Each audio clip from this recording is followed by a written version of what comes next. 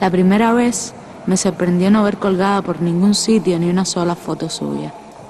Tampoco vi sus frases en oficinas o salones. Sin embargo, su presencia era tan fuerte en cada espacio y en cada persona que me nacieron muchas preguntas.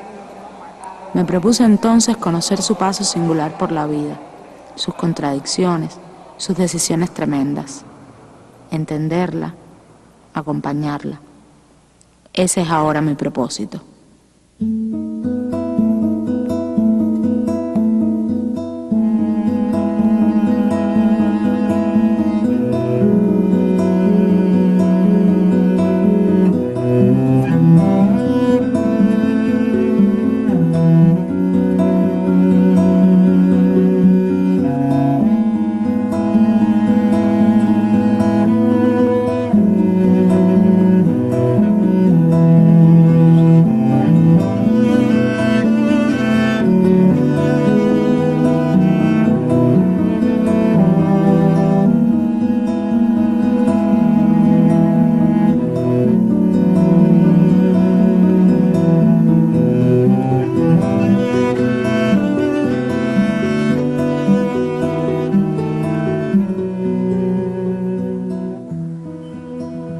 Me gradué de Sociología y llegué a la Casa de las Américas en 2009, justo el año en que aquí se conmemoraban los 50 de la fundación y pasados casi 30 de que su creadora, Aide Santamaría Cuadrado, Yeye para sus amigos, había dejado de estar físicamente entre estas paredes. Mi casa. Y heme aquí, leyendo cada papel suyo, cada texto escrito sobre ella. Extraordinaria. Revisando testimonios que la casa ha reunido durante años entre amigos, personas que la quisieron, que la apoyaron o recibieron su apoyo, tocando a la puerta de muchos de ellos.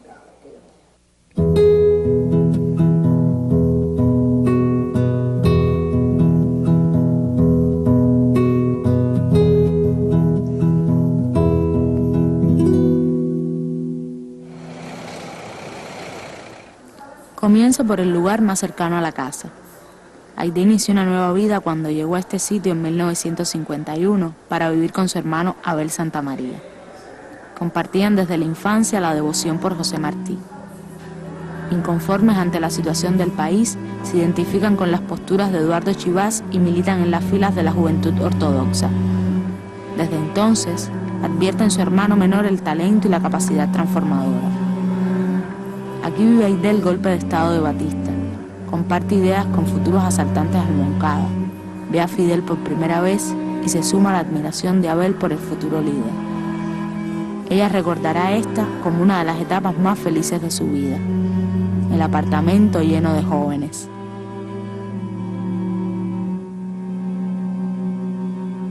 Por sensibilidad se llega a todo. Por sensibilidad yo llegué a luchar contra Batista. Por sensibilidad me puse al lado de mi pueblo, me puse al lado de los trabajadores en el central donde vivía y no al lado del dueño. Ellos se adoraban, fueron unos hermanos muy unidos, tenían un parecido, que eran yo no he conocido personas más humanas. Mira que los Santamaría eran una gente magnífica, pero las condiciones de Abel y de Aide ya eran cosas que salían de lo normal. Eran las personas más humanas, más de ayudar a todo el mundo, en dos caracteres distintos. Aide era más inquieta, más movida, Abel era más sereno, más firme. Ellos tuvieron ese sentido de la humanidad y de ayudar a todo el mundo dentro de sus posibilidades en las distintas etapas. Aide era una persona muy cariñosa, muy carismática. Siempre me sorprendió, era como una persona que fue capaz de enfrentar el Moncada. En aquella época, una mujer, inclusive de la forma en que Aide se había educado en un central, en una familia tradicional, como esa persona, que uno siempre se plantea que debe ser una gente dura, fuerte, era una persona tan sensible, tan sencilla. Los Santamaría eran así, todos ellos. Las Cuadrado igual, vivían en el central. Y amigas de todo el mundo, negro, blanco, chino. No había nada que a ella la limitara en esto, un prejuicio. No. Todo el mundo la quería mucho en el ingenio. Para casi todos sus conocidos, la sensibilidad explica su comportamiento ante la vida, en la guerra o en la paz, en su pueblito natal o en medio de la gran ciudad. Infinitos misterios de ternura, decía su hija Celia María. Su bondad, que era tan invencible como su coraje, poetizaba a uno de sus grandes amigos, Mario Benedetti.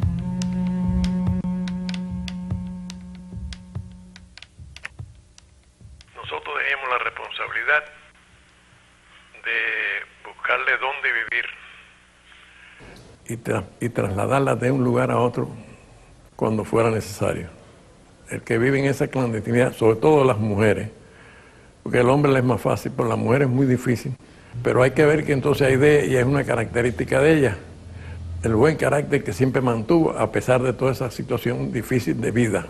Y la forma en que influía en la familia para infundarle seguridad.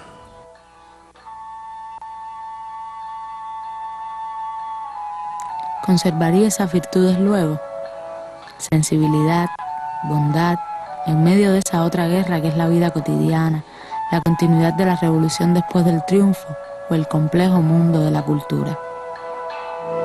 Cuando comenzamos en Casa de las Américas, habíamos visto varios organismos. Cuando llegué a este organismo, vi y preví que en nuestra América, en esta América nuestra, iba a haber muchos gobiernos que iban a romper con lo que se avecinaba, con la revolución que Fidel quería hacer.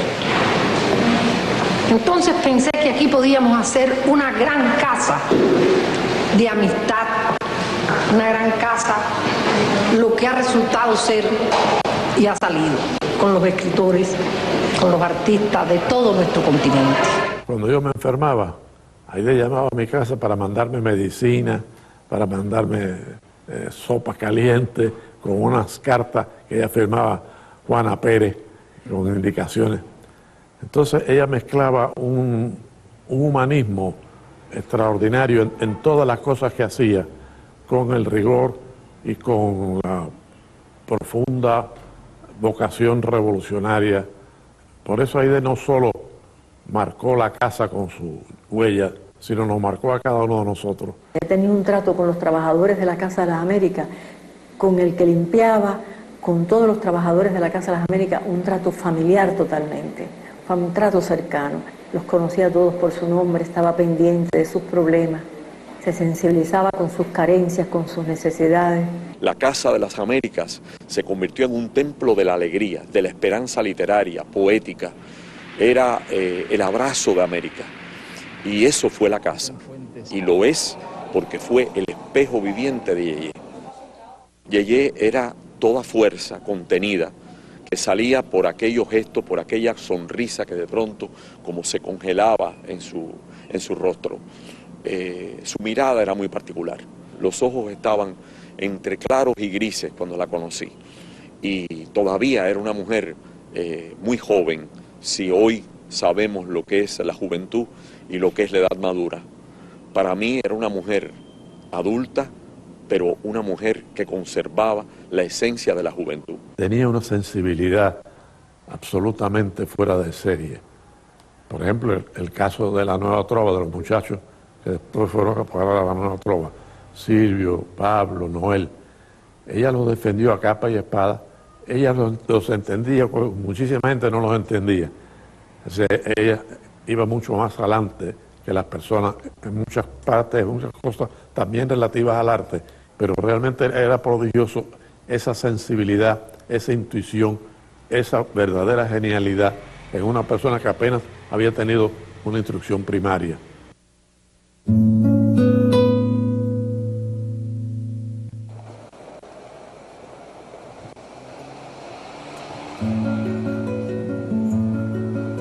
Muchos recuerdan con admiración cómo Aide supo ver lo que casi nadie vio, la Nueva Trova. Es conocida la historia de cómo llegaron a la casa Silvio Rodríguez, Pablo Milanés y Noel Nicola. a una casa que luego acogería a tantos otros trovadores. Yo supongo que en Casa de las Américas Aide misma supo de nosotros por las dificultades que teníamos, porque era notoria, en ese momento era más notoria las dificultades que teníamos que los éxitos que podíamos tener.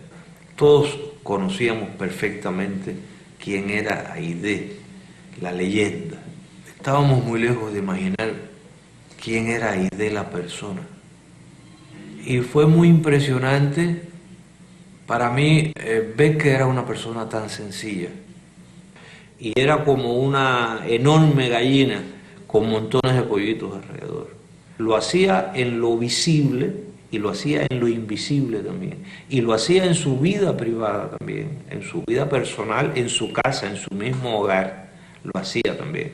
Era una característica de su personalidad, ser muy protectora. Con Silvio serían horas de diálogo, y además me regala un CD con una canción inédita y poco conocida que compuso para Aide en los años 70.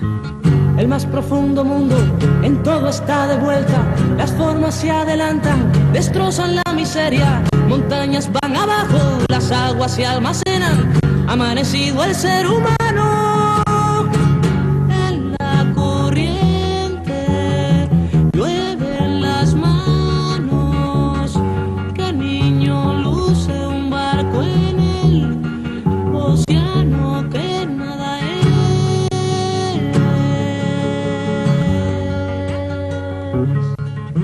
Era una persona muy aguda, que se llevaba enseguida las sutilezas, y más en el mundo ese en el que ella se desenvolvía, de intelectuales, que a veces se suele hablar con mucha fineza y que se suelen decir cosas tremendas con palabras muy elaboradas. Y Aide, siempre que estuve con ella y que vi que sucedía una cosa así, yo veía que ella se las llevaba todas. Inmediatamente respondía. Quizás con palabras no tan elaboradas, pero respondía. Todo lo hacía con una pasión arrebatadora, con una intensidad extraordinaria.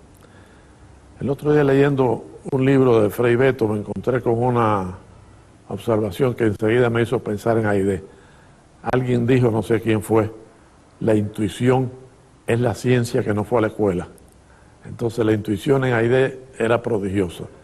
He recordado que impresionante era ver a Aide reunirse con grandes espíritus como Julio Cortázar o como Roberto Mata y dejarlos hechizados. Eso lo veíamos en la insurrección, es decir, en la época de la clandestinidad.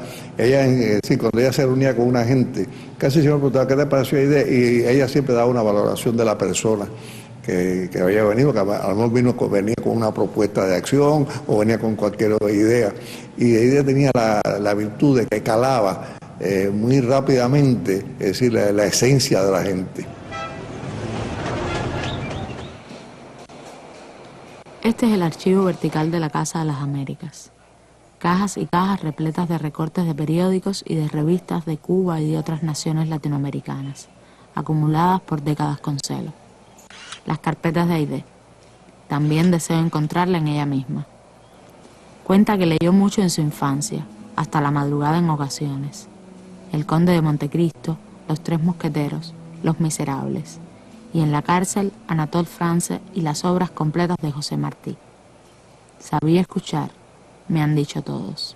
Por supuesto, en el plano artístico, era una mujer de una, ¿cómo decirte?, una practicidad que te dejaba frío y te ayudaba mucho a la hora de crear, porque hacía cosas así que aparentemente eran irreverentes y las solucionaba en un minuto. Cuando hice mi primer disco, fue y le dijeron, no, es que no hay pasta para hacer discos de 33 de esos grandes. Y dijimos, buena idea, nos chivamos, no podemos hacer el disco. Le dije yo, dice ella, no, hay una solución para eso. Dice, hay posibilidades de hacerlo chiquitos. Dice, sí, pues hacemos 10 chiquitos y ya está el disco de 33 revoluciones. Para ella no era nada imposible. Y no es porque tuviera poder, ni mucho menos, sino porque su poder de invención y de ir hacia adelante en todas las cosas, ¿no?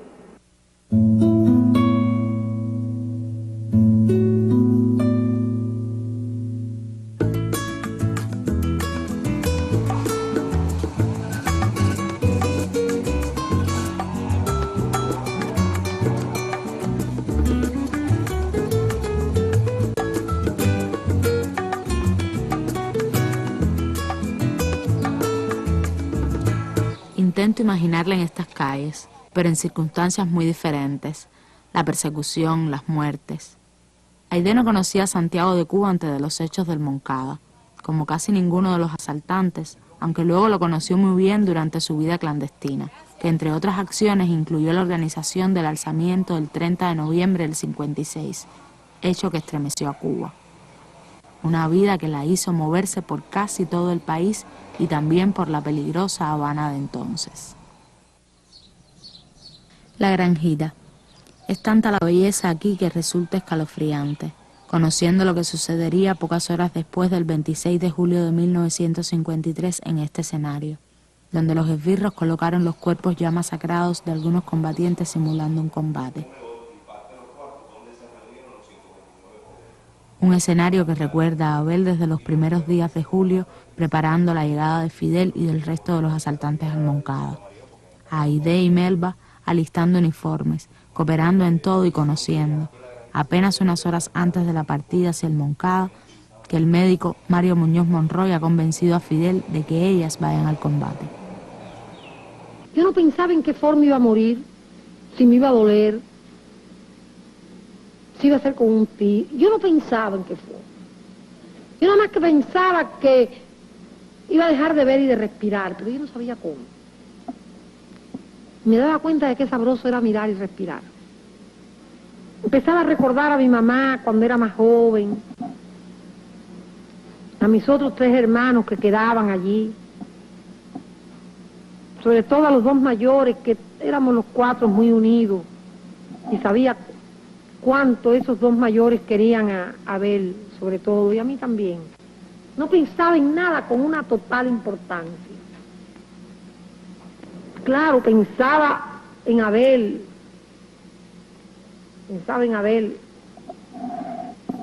eso ya es natural, pero tampoco pensaba en Abel, no sé, pensaba que no era posible que Abel dejara de respirar y dejara de mirar, dejara de pensar, a ver. Pero así en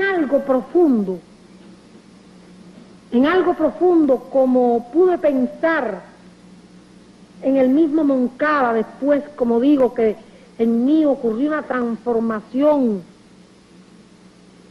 en, no sé si minutos o horas, pero una transformación total. Yo en esos 20 o 25 minutos que demoramos en llegar, yo no pensaba en cosas profundas así.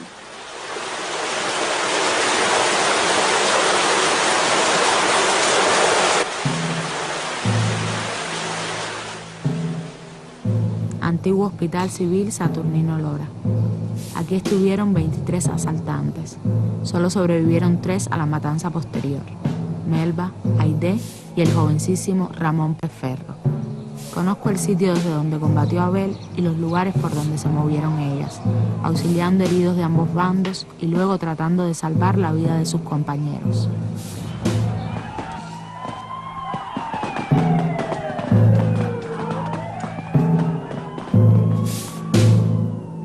El último encuentro pudiera ser donde hablamos, donde nos orientó a Melba y a mí, donde nos dijo lo que iba a pasar y donde nos dijo cómo debíamos actuar nosotros. Realmente ese es el último encuentro, porque es donde recibimos toda una orientación de Abel, donde nos prepara para seguir viviendo, porque Abel siempre tuvo conciencia de que Melba y yo íbamos a vivir. Aquello nos ayudó a pasar las horas más terribles que podamos haber vivido, contaría Aide.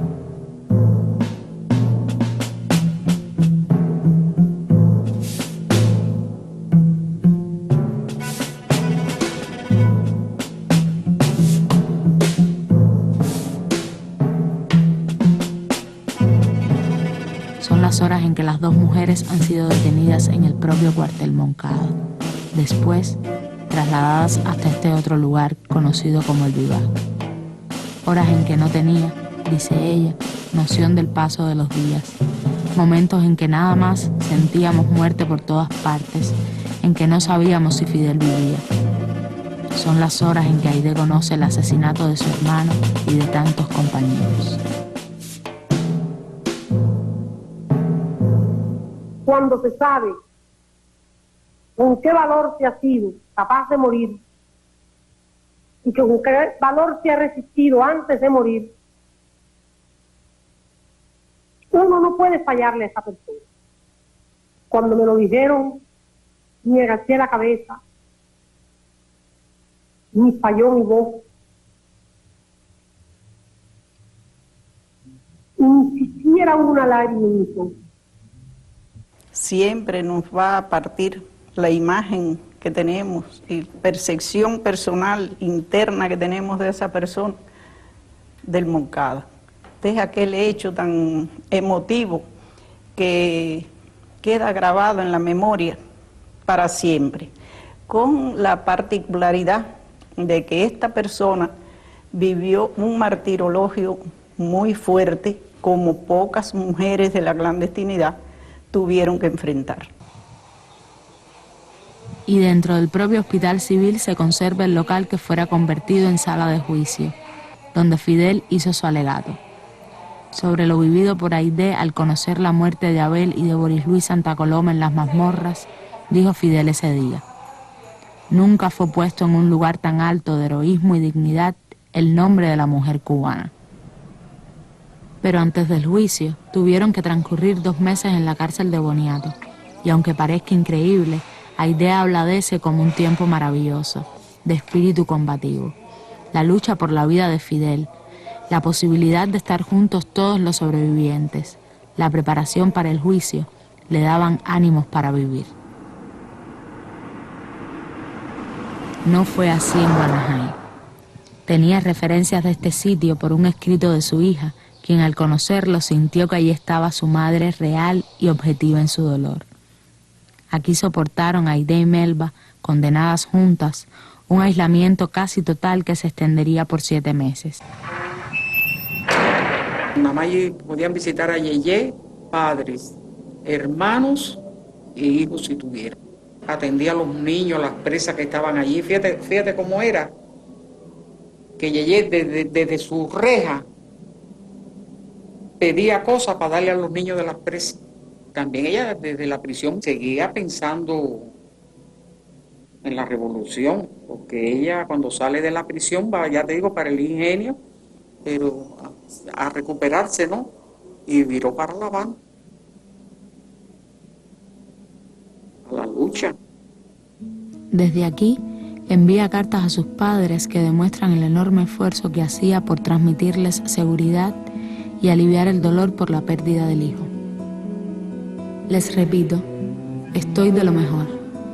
Si no fuera por la preocupación de ustedes por mí y por saber el dolor que tienen al pensar que no tendrán más a Abel con ustedes, pudiera decirles que soy casi feliz. Piensen que ya ustedes han sufrido cambios tan grandes y bellos que aunque fuera solo por eso me conformo. Soy casi feliz. Abel los ha hecho cubanos. Quieren a Cuba, quieren a Fidel. Aunque antes él se los pidió, es hoy cuando lo han entendido de verdad. Mientras ella estaba tirando la foto, ella me preguntó Aide, ¿cómo fue el juicio de Fidel? Y yo le digo, mira, esto fue así, lo hicieron en el hospital. Y dicen, ¿en el hospital? Les digo, sí, fue en el hospital y fue de esta manera. ¿Y qué dijo? Y en fin, yo hice un resumen. Le fui diciendo eso, ella estaba ávida y le encantó la primera información que ella recibe. Entonces, cuando salen de la cárcel, Aide va para casa de Melba, porque Aide vivía en Encrucijada. Y Fidel le dio la tarea poco tiempo después, muy poco tiempo después, de que buscaran una imprenta para imprimir la historia de Solverá, que él la estaba reconstruyendo en Isla de Pino. Y Aide me dijo, y no solamente a mí, que ese fue uno de los momentos más felices de su vida, porque tenía un contenido, tenía por qué vivir. Quien no fuera temerario en aquellos años y en disposición de arriesgarlo todo, no se mezclaba en esa lucha con ese nivel de responsabilidad. La Habana siempre fue una ciudad muy difícil, primero es muy grande el aparato represivo aquí estaba íntegro y muy extendido y muy eficiente. No eficiente, pero golpeaba porque no tenían mucha técnica. La eficiencia era la base de la tortura y los golpes y arrancar confesiones de ese tipo, asesinar. Ser perseguido. El enemigo sabe quién eres, te busca. Tienes que ser temerario. Ellos se habían acostumbrado un poco a la vida clandestina, pero siempre estaban vigilando. Él siempre estaba en acecho. Y tiene que tener un desprendimiento hacia la conservación y hasta el instinto de defender la vida, porque tú sabes, hay que defender la vida siempre, protegerla, para seguirla brindando en aras de una causa, pero no regalarla. Yeye era tenaz, Yeye se arriesgaba, pero es que había que ser así. Ella pensaba que no la iban a reconocer, ¿no? Y tuvimos situaciones, a veces íbamos en el carro y pasaba una perseguidora, todo ese tipo de cosas que pasan. Siempre hay anécdotas de ese tipo, pero siempre se mantenía ecuánime. Y ella, que bueno, funcionaba todavía con el nombre de María, que ella tenía en aquella época, pues logró ir aglutinando y logrando unidad dentro del movimiento para las cosas de la acción.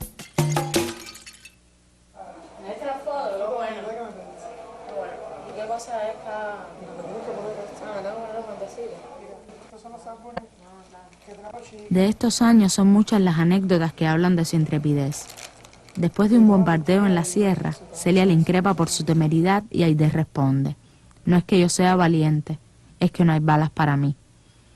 En una de esas casas donde se reunían clandestinamente, se disfraza de criada y con acento de española, recibe a la policía para que Vilma Espín pueda salvar documentos valiosos escapando por patios y azoteas. O sube a la sierra con un supuesto embarazo, cargada de dinero y escoltada por los propios soldados batistianos. O aquella otra, que en buena medida inspiró una escena inolvidable del cine cubano. La llamo inmediatamente y le digo: mira, te voy a dar una noticia que no es buena.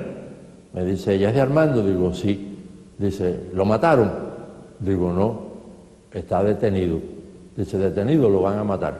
Me confían a mí ir a ver a Armando como abogado a la cárcel para hablar con él. Aide me había dicho: trata de sacarle, si a él le cogieron algo, si él traía documentos, si él traía algunas cosas que pudieran comprometer otros compañeros o algún plan o algo. Y yo le escribo lo que quería preguntarle. En el momento que yo estoy escribiendo aquello, el guardia se hace un silencio, el guardia así empuja la mampara y yo me tuve que ir. Yo visitaba a Armando en la cárcel para llevarle alimentos, libros, alguna información. Entonces yo voy a ir a Boniato a buscar lo que tú no pudiste sacar. Pero ¿cómo tú vas a ir a Boniato? Ahí tú no te das cuenta que tú fuiste presa allí. A ti te están buscando en Santiago de Cuba y en la isla, que dan cualquier cosa por tu cabeza. Aide, cuando tomaba una decisión, era muy difícil hacérsela cambiar. Dice: yo sí puedo, a mí no me va a pasar nada, yo me disfrazo y estas personas tienen un respeto servil por las grandes damas de aquí de Vista Alegre, que es el barrio aristocrático de ahí. Y con una orden de Fran, Aide se aguantó. La parte simpática es la cara de Armando cuando vio que era Aide a quien tenía delante en Boniato. Pero reaccionó enseguida, se abrazaron, se saludaron. Yo tenía preocupación por ella, pero felizmente no sucedió nada.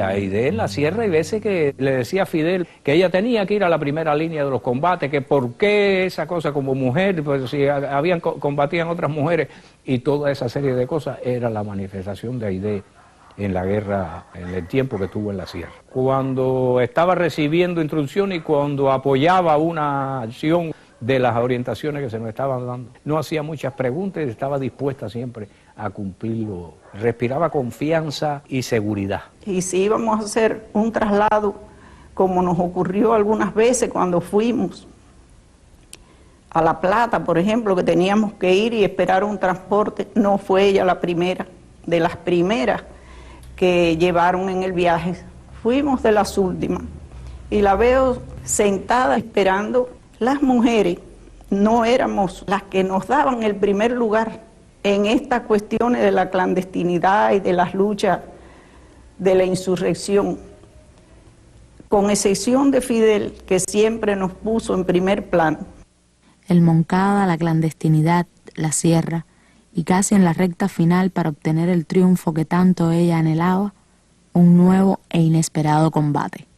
Aide se le asignó como delegada especial de la División Nacional en el exilio, en Miami. Le dolía mucho tener que salir de Cuba en medio de aquella vorágine de la lucha, pero que era una decisión de Fidel y ella lo acataba plenamente y que se entregaría a ese trabajo allá. Una etapa que requería entrevistarse con una serie de compañeros, discutir los problemas financieros, manejar grandes sumas de dinero, o sea, cosas que ella no había tenido oportunidad de practicar en su vida, ¿no? Creo que fue una decisión muy acertada porque Aide, con su prestigio, con su personalidad, logró maravillas en el tiempo que estuvo allí. Estaba terriblemente apegada a la tierra y no quería salir de ella porque no sabía cómo pudiera regresar. Y cuando el Granma pensaba que si por alguna circunstancia me quedaba, ¿cómo regresaba?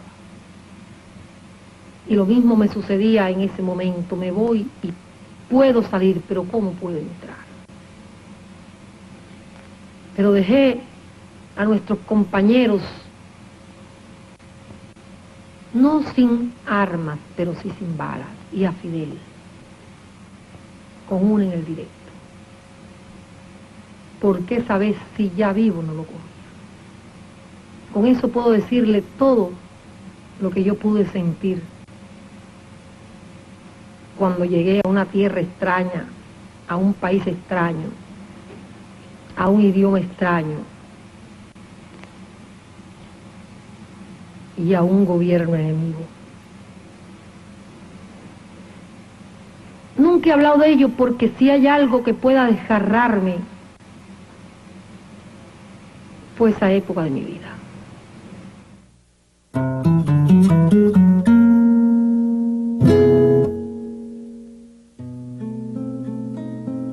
En una entrevista de 1968, Aide dice: cuando una revolución se estanca, ya no es una revolución. Cuando algo se paraliza, ya no es revolución. Hay que seguir haciendo. Cuando una cosa se para, entonces era una revolución. Probablemente fue el Che quien mejor supo aquilatar la temeridad de Aide en el plano de las ideas cuando le escribió: te confieso que como más me gustas es en un día de año nuevo, con todos los fusibles disparados y tirando cañonazos a la redonda.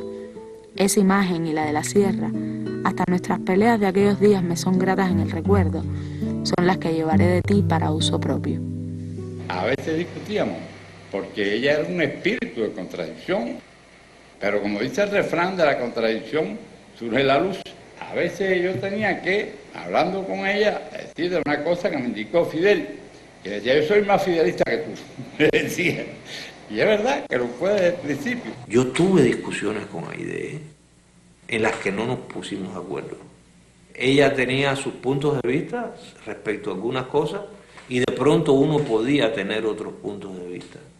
Su columna vertebral era de acero.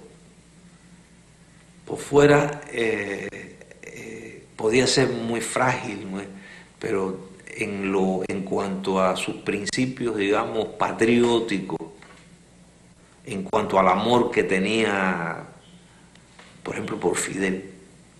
En cuanto a eso sí, que no había la más mínima concesión. Yeye era una rebelde contra todas las injusticias. Ella creía que había que luchar, como decía Martí, por alcanzar toda la justicia posible. Ella luchaba por eso. Finales de los 60, inicios de los 70. Una etapa difícil para el ambiente artístico y literario en Cuba. Mucho se ha hablado y discutido el tema en los últimos años. El quinquenio gris, para algunos una década negra. Incomprensiones, arbitrariedades, prejuicios, injusticias. Hubo en ese momento varios organismos culturales que conservaron una línea justa, digamos. Pienso en el ICAIC, pienso en el Ballet Nacional de Cuba, pienso en la Casa de las Américas. A la cabeza de cada una de estas instituciones se encontraba un ser humano excepcional. Alfredo Guevara en el ICAIC, Alicia Alonso en el Ballet Nacional de Cuba y Aide Santa María en la Casa de las Américas. Yo creo que esas presencias tan importantes impidieron que se produjera una situación desagradable en cuanto al trabajo de estas instituciones culturales. No, de eso no me cabe la menor duda. Estoy seguro de que Aide fue un elemento determinante en el hecho de que hayamos conservado un perfil decoroso en años difíciles. En condiciones y ámbitos diferentes, con historias incomparables entre sí, ellos encontraron a la Aide protectora en aquellas circunstancias. Esa noche que se cerraba la revolución, me dijeron: Pablo, mañana vete a casa de Yeye, que la está esperando. Y Sandro Otero me llevó a su casa de ella y ella me dijo: quiero que te hagas cargo de la revista. Y ya me vinculé de una manera muy física a la Casa de las Américas. Yo acabo de salir de la UMAP, todo el mundo lo sabe ya en Cuba, eso no es ningún secreto. Y había sido trasladado porque yo lo había pedido para el servicio militar, no quise renunciar al servicio militar. Y estaba aquí en La Habana, por ahí, por Baracoa, haciendo trincheras y eso. Y de repente me mandan a buscar de la Casa de las Américas porque yo espontáneamente había empezado a hacer canciones de tipo protesta, como le decían, que no en sí no eran protestas, eran canciones comprometidas políticamente. Y cuando yo encontré a aquella mujer todavía tenía cierta reticencia y entonces vi otra cosa, vi otro tipo de revolucionario, vi que se podía seguir siendo revolucionario tratando de este tipo de personas y que este tipo de personas iban a llevar adelante lo que era la revolución. Solo podría decir que si hoy puedo contar un poquito de esta historia es porque la conocí, porque ella me estimó y porque en un momento crucial de mi vida dijo basta y me sacó del abismo y me ayudó.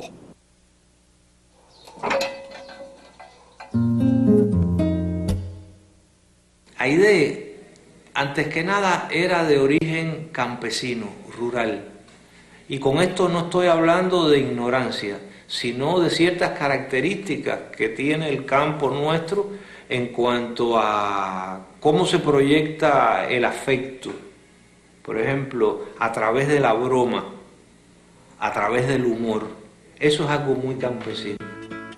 Había una canción que decía que yo se la había hecho a ella sin querer, que era Campesina, una canción mía que no se conoce mucho. Dice que esa era ella, que yo le dediqué sin querer ese personaje a ella. Y bueno, y se la tenía que cantar siempre. Siendo niña tu juguete llegó a ser trascender tu horizonte y conocer. De adolescente, tu adolescencia nunca fue.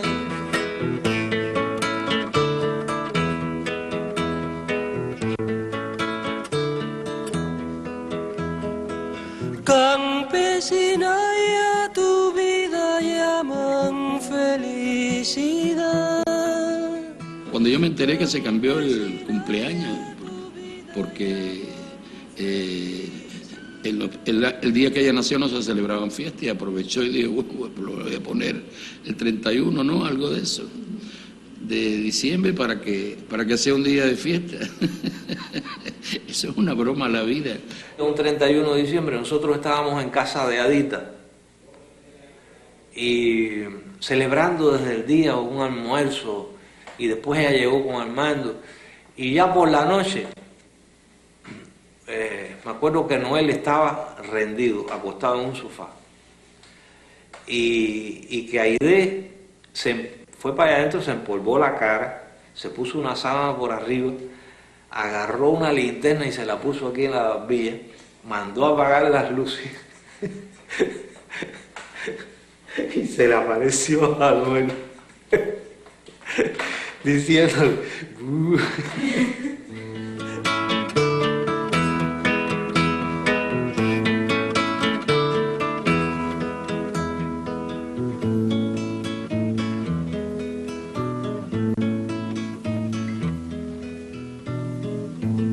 Si hacía una broma era porque realmente ese era su carácter cotidiano.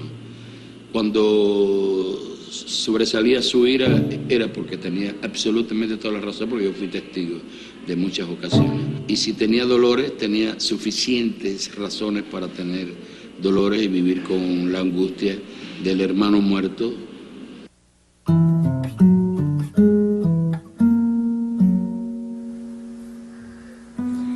He dedicado numerosas horas a leer desde breves notas informativas que reportan viajes, emotivos viajes como el de Vietnam, cuando conoció a Ho Chi Minh, discursos, conversatorios, encuentros con personalidades políticas o culturales, largas entrevistas. También he revisado minuciosamente documentos, cartas, transcripciones. Y pienso, ¿qué haría para combatir el cansancio, ella que tanto luchó y trabajó? ¿Cómo se sentiría luego de una larga jornada, ya después del año 59, cuando era esposa, madre, directora de la casa y con otras misiones no menos importantes? En una de las entrevistas descubro una posible respuesta. No tengo horario para nada, ni para dormir, ni para comer, ni para trabajar. Soy una persona sin horario. Su hija, Celia María, escribió una vez: que yo recuerde, mi madre no dejó jamás de estar en campaña. Hay una etapa que yo le llamo hogareña, que es cuando Aide tiene su familia, su hogar, sus hijos. O sea, ya tiene una vida normal, después de haber pasado todo lo que pasó en su vida. Y que no lo pudo tener precisamente por estar en esas luchas. Y yo la visitaba a menudo ahí en su casa, recordábamos cosas, leíamos los cables de los problemas internacionales, comentábamos ese tipo de cosas. Esa valentía y esa sensibilidad y ese apasionamiento la llevaron a ser verdaderamente una madre sensible, una madre apasionada y una madre dedicada totalmente a sus hijos. Yo recuerdo cuando nació Abel Enrique y luego Celia María, para ella eso fue una culminación. Y de las últimas veces que yo vi a Aide fue preparando el vestido de 15 años de Celia María, que ella lo hizo con sus manos en un maniquí. Aide era una gente que siempre andaba con el ceño fruncido, o que parecía andar con el ceño fruncido. Pero a pesar de ese ceño fruncido, que parecía que hablaba como así, como medio bravita siempre, el trato de Aide fue tan humano, tan desenfadado, tan fraterno, podría decir, a veces tan maternal, tan tremendamente maternal, que empezó a borrar un poco esa sensación que al menos yo sentía cuando la veía de un respeto y de casi solemne. Por su naturaleza, ella es una persona alegre, vital, optimista, positiva, pero llevaba dentro de ella el horror y el dolor del Moncada. Su mirada lo denotaba, su mirada lo expresaba. Era una mirada que te traspasaba, que iba más allá, que buscaba algo, una huella, un recuerdo, un pasado, y que se hallaba dentro de lo más profundo de su ser. Aún está oprimida por el dolor, Le pregunta a Jaime Saruski en una entrevista de 1977. Y ella responde: yo siempre he sido más alegre que triste. Son más las horas de alegría que de tristeza. La alegría se supone muchas veces que fue al triunfo de nuestra revolución. Claro, una alegría inmensa, pero había una tristeza inmensa. No estaba Frank, no estaba Abel, no estaba Boris, no estaba Gómez García. Bueno, entonces, ¿a qué tú llamas alegría y a qué tú llamas tristeza? Porque para mí hay veces que la alegría y la tristeza están muy unidos. Ella se dolía mucho de que esa generación de hombres tan llenos de amor, decía, no tuvieron esa posibilidad de que el amor sublime no tuviera además el vínculo concreto, corporal, la conjunción de las personas, la realización del amor como un hecho total. Y mira, ella me dice en un momento, a veces estoy con algunos compañeros de la dirección revolucionaria y entonces están ahí en los parques los muchachos sentados y se están dando besos y acariciándose, y a veces pues están como un poco lo que sería medio pasado de tono, y las personas dicen, pero mira para esto cómo está la juventud, y yo siempre digo, pero si para eso nosotros hicimos la revolución, para que la gente pueda besarse en los parques. El triunfo de la revolución, sin duda, lo promisorio de lo que se abría en nuestro país entonces, sirvió como para aliviar un poco ese pesar tan hondo que ella traía. Pero yo pienso que le fue ganando, y le fue ganando, y le fue ganando, hasta que se la llevó. Ese año 80, ella se sentía muy sola. Una noche, en casa de una amiga común, me dijo que había muerto Boris también, Fran País, Che Guevara, y ese año, en enero, Celia Sánchez. Y que ella, de esa jerarquía espiritual y humana, que estaban en esos seres superiores, con quien ella se sentía vinculada, porque la fortalecían, la ayudaban. Se habían ido. Yo le dije, Aide, tienes que pensar en el futuro. Y ella me dijo, mi futuro es el pasado. Vuelvo a recordar aquella frase: soy una mujer casi feliz. Y leo esta otra: quien construye para todos, no para sí mismo, es feliz. Pero también le escucho decir: es difícil estar en un trabajo donde uno se entera todos los días de gente que cae y uno sigue con los ojos abiertos. A Silvio le regaló un libro con una nota premonitoria. Silvio, compréndeme y quiéreme. Y me parece que después, con lo que sucedió, eso lo dice todo. Nosotros estábamos invitados a tocar en Radio Progreso y Aide estuvo en esa actuación. Y cuando terminó, preguntó si alguien tenía una cámara, porque yo quiero tirarme una foto con ustedes. Y siempre a mí me ha impresionado mucho el rostro de ella en ese... Se estaba celebrando el 26 de julio en Santiago. Y después, un par de días, supimos de su deceso. Si una persona muere de diabetes o de cáncer o de tuberculosis, nadie se le ocurre emitir un juicio moral sobre eso. Aide, desde el Moncada mismo, era una persona muy lastimada psíquicamente, y así la conocí yo también, muy lastimada psíquicamente.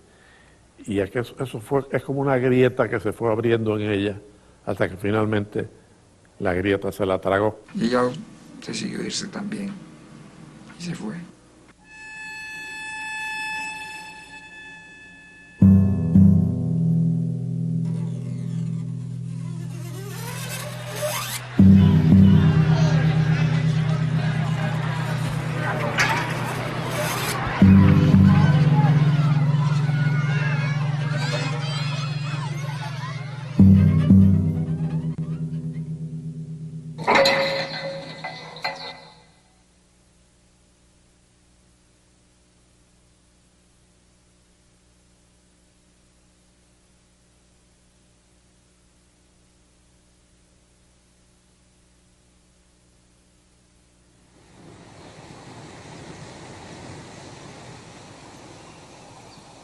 El 26 de diciembre de 2002, las cenizas de Aidé fueron trasladadas desde el Panteón de las Fuerzas Armadas Revolucionarias, ubicado en la necrópolis de Colón, en La Habana, hasta este lugar, el mausoleo de los mártires del 26 de julio, en el cementerio de Santa Ifigenia en Santiago de Cuba, muy cerca de Martí. Aidé siempre planteó que cuando descansara definitivamente quería estar junto a Abel y demás mártires del Moncada. Aquí está Aidé, junto a sus muchachos, como cariñosamente los llamaba, pero aún espero encontrarla en otro sitio.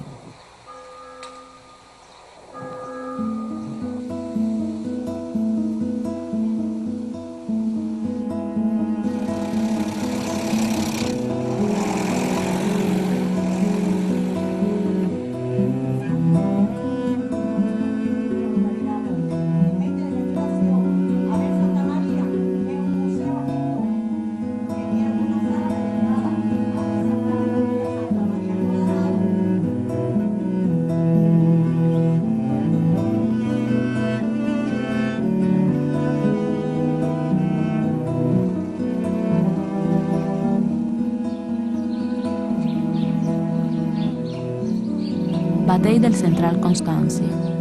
Aquí, entre tanta gente sencilla, descubrió ese sentido de la justicia, esa sensibilidad.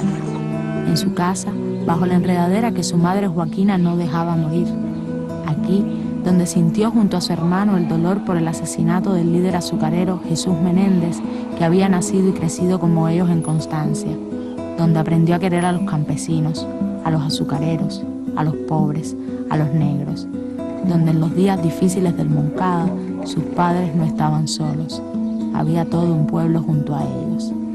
Aidé vive en el recuerdo de esta mujer que fue su ahijada, nombrada por ella Leonor como la madre de Martí, o en sus compañeritos de escuela, que hoy miran con pena la tienda del Central donde trabajaba Abel y la quisieran ver convertida en algo útil. Aquí la encuentro, entre el olor a melaza, el ruido de la molienda, y la escucho decir: creí primero que mi patria era ese centralito. Después me pareció que Encrucijada era mi patria, el pueblo más grande. Luego, cuando estudiaba en la primaria, creí que mi patria era Las Villas.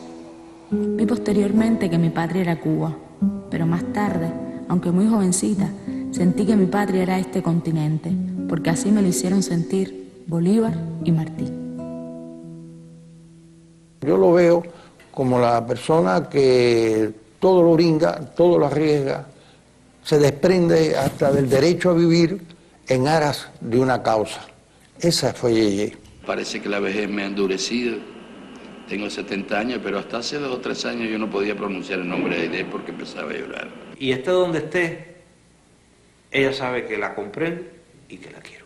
La recuerdo como un espíritu presente en la Casa de las Américas en todo, pero personalmente la recuerdo como parte de mi vida por muchas razones, ¿no? Por muchas razones. Y te puedo decir que todo y cada uno de los días de mi vida pienso en ella.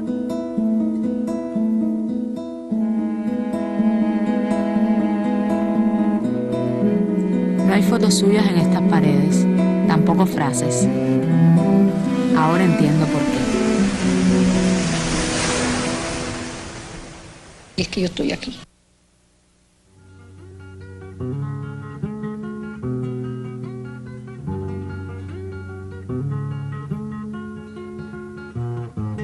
Por otras partes llueven los fuegos del infierno, gritan, lloran y huyen, escapan del momento, y aquí se está regando, segundo por segundo, una canción de todo el mundo.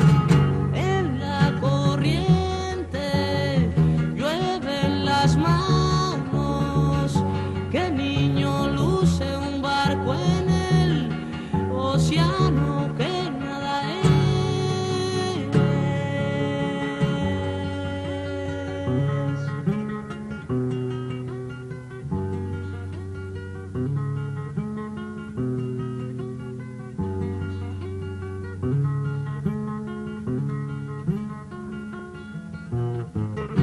¿Y cuántos hijos no tendrán sus mejores padres? cuántas escuelas se llenan de su sangre, en cuáles muros cabrán sus destinos, entre los muros del patio más grande.